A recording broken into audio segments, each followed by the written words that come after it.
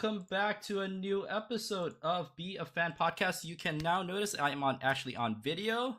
We're trying this out. Just gonna have some fun with this. We'll still have the audio version for at least for this year. I'm just gonna see like if this is all I need to do to get some engagement. Maybe it's the new way of doing podcasts nowadays, right? So I might just keep going with this.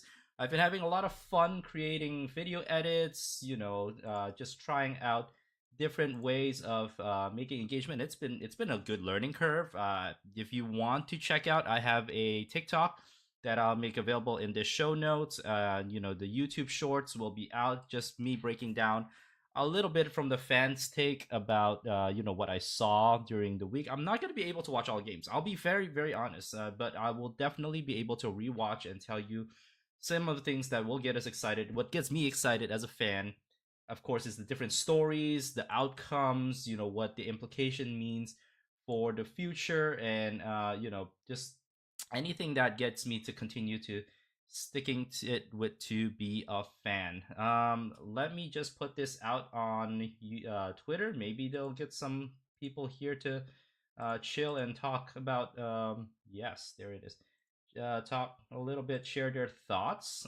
Um, and yeah, let's dive into it. So let's first start off. I'll kick off the podcast with something that really mm, gets my gear grinding, as Peter Griffin would say. I'll have you all listen, and then let's have a chat. So I've been watching LCS for the longest time. I've actually been watching since LCS started in 2013, and watching a little bit of this weekend, I don't feel like I have a reason to watch. I'm not excited. Whatever. Okay. I'm not saying that you need to have a reason to watch, but I'm so surprised to hear this because I feel like it is like indistinguishable from LCS. Like the LTA, it will eventually change, but so I'm very fascinated to hear your reasoning. I think there's no reason for me to be excited. There's like no storyline, no major storylines. I feel like so I've been watching LCS for the longest time. I've actually been watching. Okay. No major storylines or no storylines. Really? Really? No storylines. I can tell you right now, this probably is one of those listeners or viewers. Gonna call you out, man. You have been disconnected from the LTA, the NA for a long, long time. And self-admittedly, he did say he hasn't been excited since Danny. And that was like, what, 2021? 2022? Fair. Now, in last episode, we talked about, there was some dark times in the NA. I get it.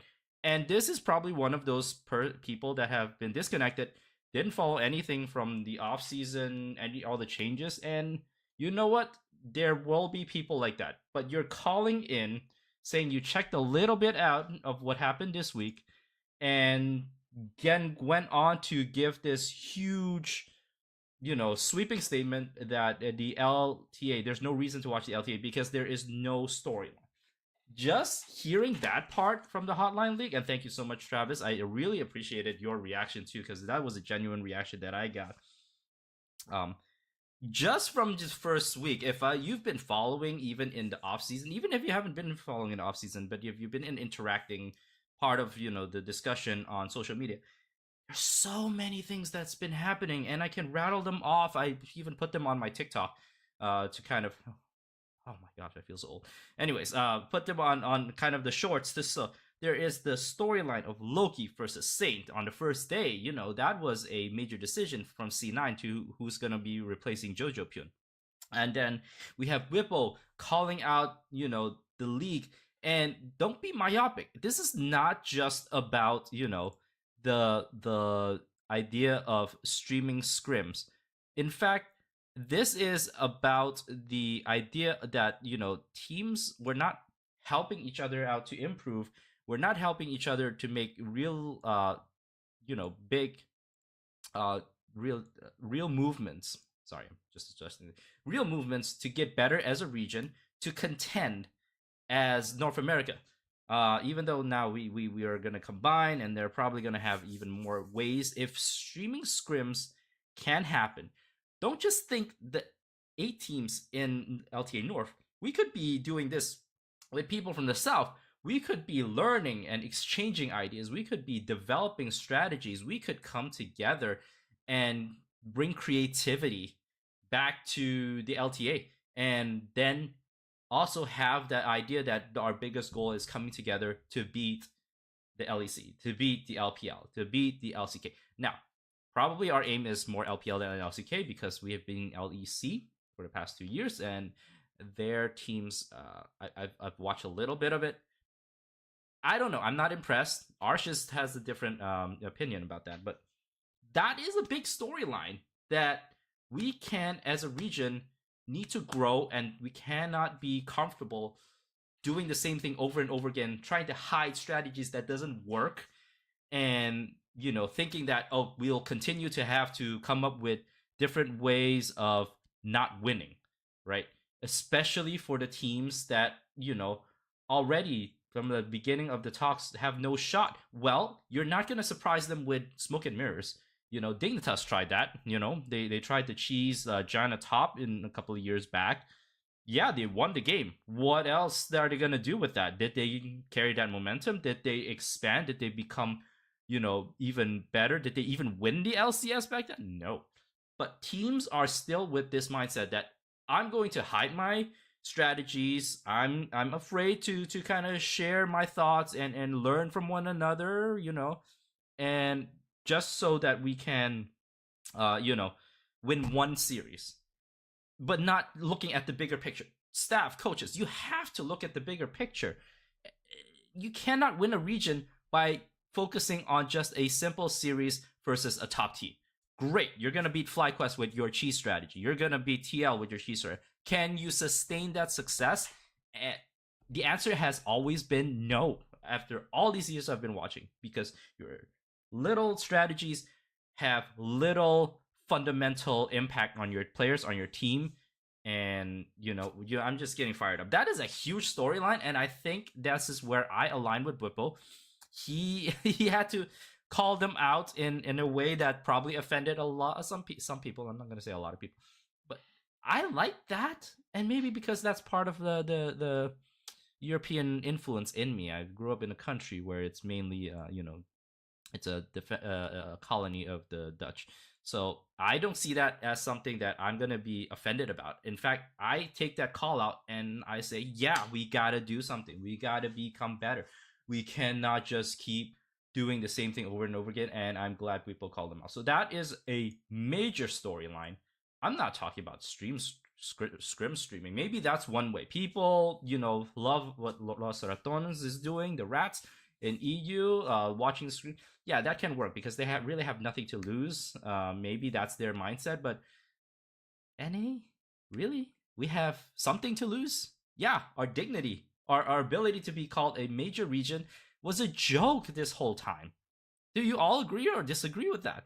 We may be the 4 major regions at the time. Yeah, we should have been beating, minor regions. But at the end of the day, within that 4 major regions, we've always been seen as a tier of our own. The little brother, the one that has no zero shot. And what's the answer to that? And it continues to be answer to that? Nothing. Absolutely nothing until we see some true steps taken forward to really come together to help one another. FlyQuest is willing to do that. I think maybe I don't think it's just a Whipple thing, although he's very vocal about it. Papa Smithy had a similar idea frame in mind. I think Kelsey Moser, when she was with EG, when Peter Dunn was here, I've had that conversation with him in the Live Evil podcast when it used to exist, right? That our region is one that really there's no teamwork. There is just 8 separate teams, back then 10 separate teams, that try to entertain and not move forward. That's not sport. There is not competitive nature into that. And so I hope this is a wake-up call to find some ways to be more collaborative, to see the bigger picture, to bring in region pride, and that's a major storyline.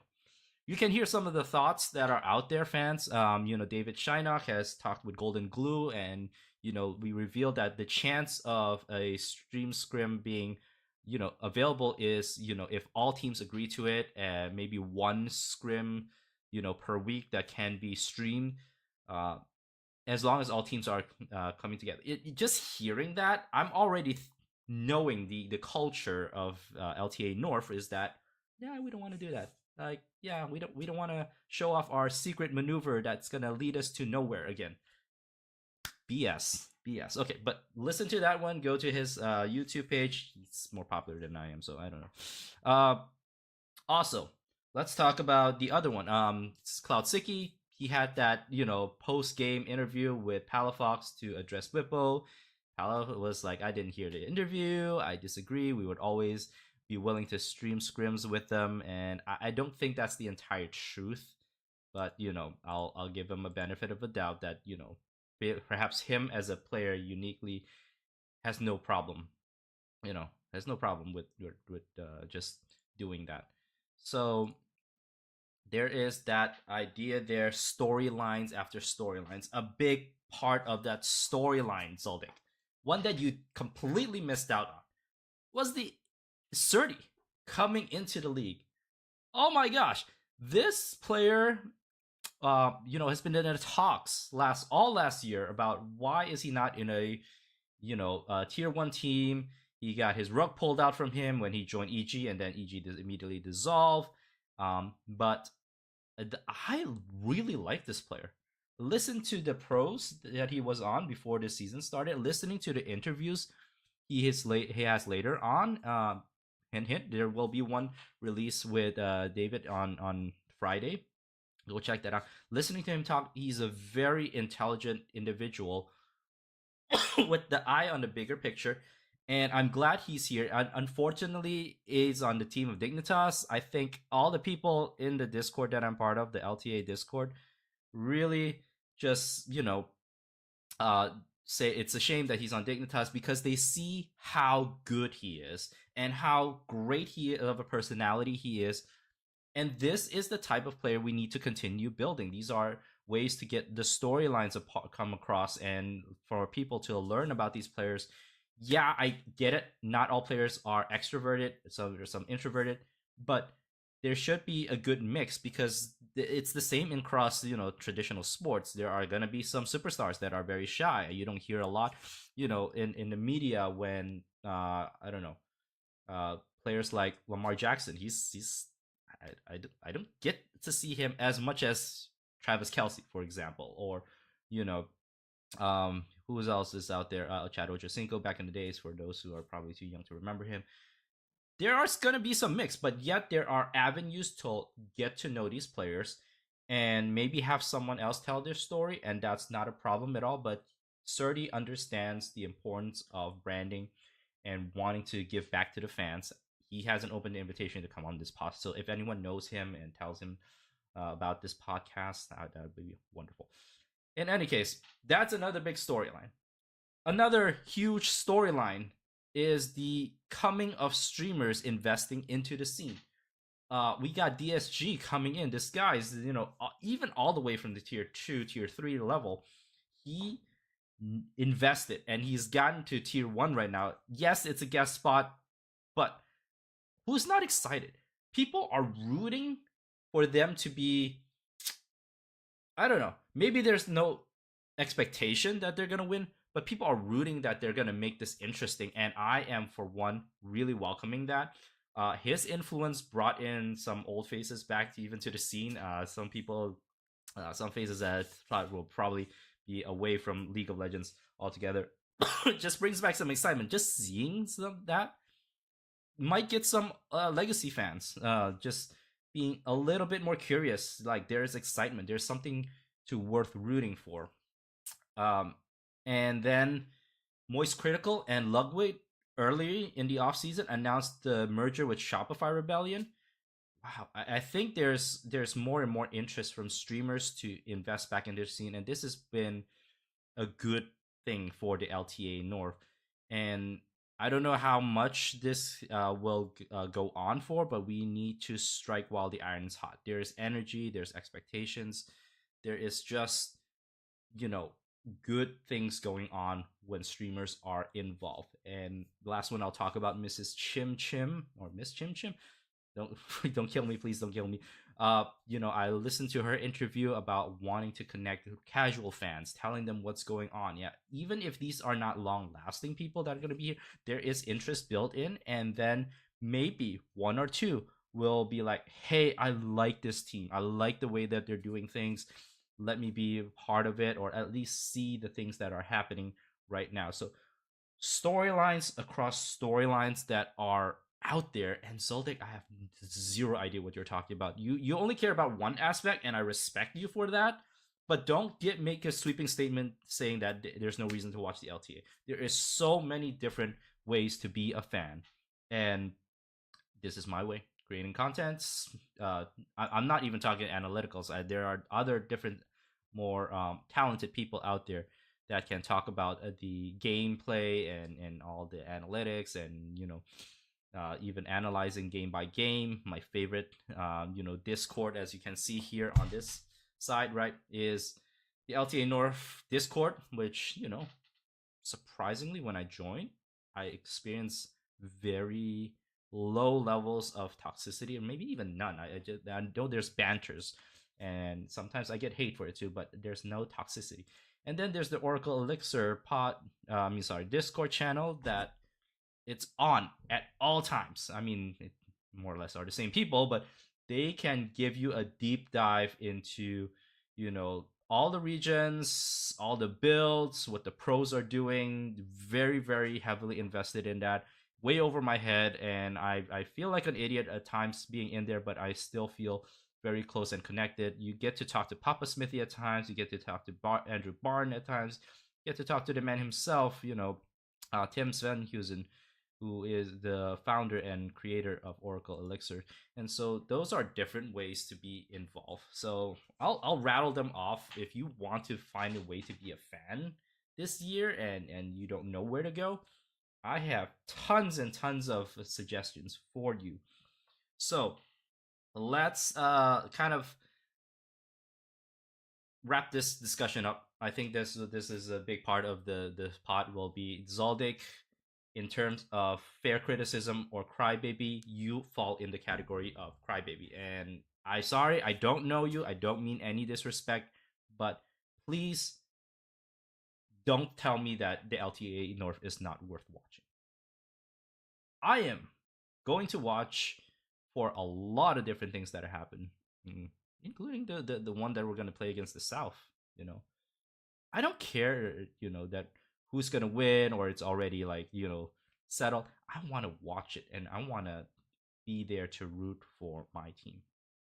Oh, don't let this fool you. I bought this when TL got to MSI, and they just performed really well in international, and it's my first time watching wearing this on stream. So I've already made my commitment to FlyQuest, and I'm sticking to it. But I'm going to get merch from every single team if I can. All right, now let's talk kind of closing in. Wanting to have this segment. This is a really, really cool segment that I had in mind. Unfortunately, a lot of times I can't get people to vote, but I want to really honor all the team content creators out there. My selection criteria is fairly simple. Do I get to learn more about these players? Do I get to learn more about the organization? Do I get to learn more about the staff? I don't want anything that has to do with sponsorship type of content, or things that are just loosely tied to the org. So every week I will I will bookmark all the contents that are released within the week. I'm hoping to get votes out there. Sadly, it's really been hard to garner much votes, so I will just continue to do what I can to tell you about it, promote it on my Twitter, and I will then use this platform, my podcast, to tell you which are my favorite. So this week, I had a really hard time picking number one. So tied for number one will be FlyQuest, and you can accuse me of bias, but just look at this. Can I not get the balls in my mouth? What? Did you get 100% sweetness? So we don't die, we got less sweet. Less sweet. I need to. Go watch that, man. Masu doesn't want something in his mouth. And then Shopify with their opener to the Breaking news coming in live this evening. League of Legends fans across the nation are asking the question, what is a rebellion?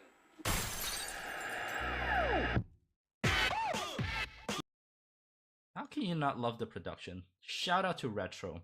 And I'm hoping to get to learn the content people from every single team because I interact a lot with Retro on Twitter, and so these two are my favorite. The production, the humor, the way to connect fans to players. I think they did a really good job for their first week content.